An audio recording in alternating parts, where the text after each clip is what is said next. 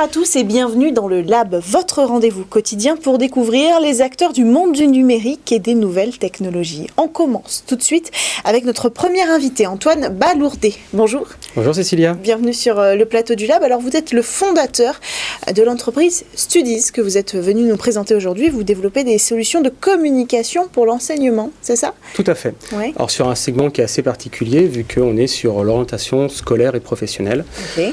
Qui, comme vous le savez, est toujours une étape compliquée pour tout le monde.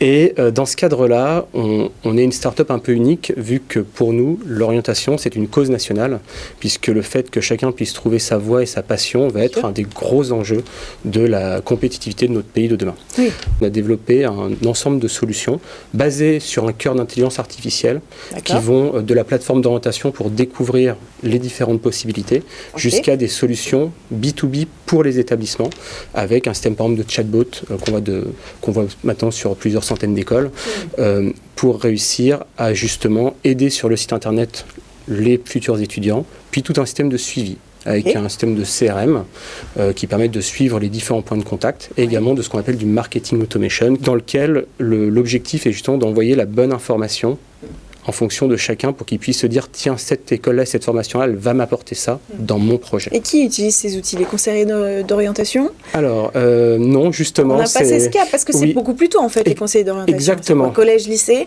Oui, et on en a tous, s'ils font un métier difficile parce qu'il y a ce foisonnement-là. Ils font un métier difficile, mais on a tous un peu souffert d'une orientation qui était compliquée. En fait, on a une vision qui est assez différente. C'est-à-dire que quand vous allez choisir que ce soit un voyage, un produit que vous allez acheter, la majorité des informations et de votre maturité, elle est en étudiant les produits eux-mêmes. Et c'est à ce moment-là que vous commencez à vous rendre compte qu'il y a plein de choses qui ne sont pas juste de dire il y a ça, ça ou ça et choisis ta voie et prends le truc d'à côté. Et c'est dans ce cadre-là où nous, on se concentre beaucoup sur ce qui se passe en interaction avec les établissements. Mais ça n'arrive pas un peu tard dans le processus? Non, puisque justement, l'objectif, alors nous, on a la plateforme d'orientation en amont déjà, donc ça simplifie. Mais on se rend compte, vous voyez, on a installé, comme je dis, plusieurs centaines d'écoles. Le temps moyen d'une visite, c'est de l'ordre de 2 minutes. Sur le site? Sur le site, en moyenne. C'est peu. Exactement, c'est très très peu. Or, on voit qu'il faut plusieurs points de contact pour justement réussir à mûrir ça. Et c'est là-dessus où il y a un vrai sujet, qui est de se dire, plutôt que d'être dans une panique, qui est actuellement ce qu'on voit, de dire je passe 2 minutes un peu partout et j'espère que quelque chose va me parler. C'est comment est-ce que je fais pour mûrir mon projet avec l'établissement. Oui, donc vous donnez les clés à ces établissements pour saisir l'attention de ces étudiants. Exactement, sachant qu'il y a une vraie transition à faire, puisque on travaille plutôt avec les services communication et admission, qui ont plutôt un historique communication, c'est-à-dire qu'ils sont habitués à donner de l'information en espérant que ce sera lu. Or, avec les 2 minutes qui passent sur le site internet, c'est compliqué, donc on les amène vers le moyen de justement pousser la bonne information à leur audience. Parce que, en fonction même du moment de l'année, on pense, la question était très juste sur est-ce que ça n'arrive pas un peu tard ? La réalité, c'est qu'on mûrit son projet, donc on ne va pas s'intéresser aux mêmes choses.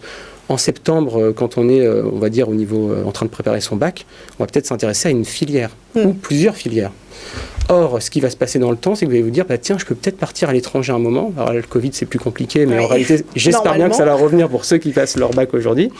Et en fait, on se rend compte qu'on va être touché par différentes propositions de valeur qui vont faire en sorte que si même je veux partir à l'étranger, je serais peut-être plus intéressé par certains établissements plutôt que faire d'autres types de formations. Merci beaucoup, Antoine Balourdé, d'être venu nous présenter l'activité de Studies. On poursuit avec notre prochain invité.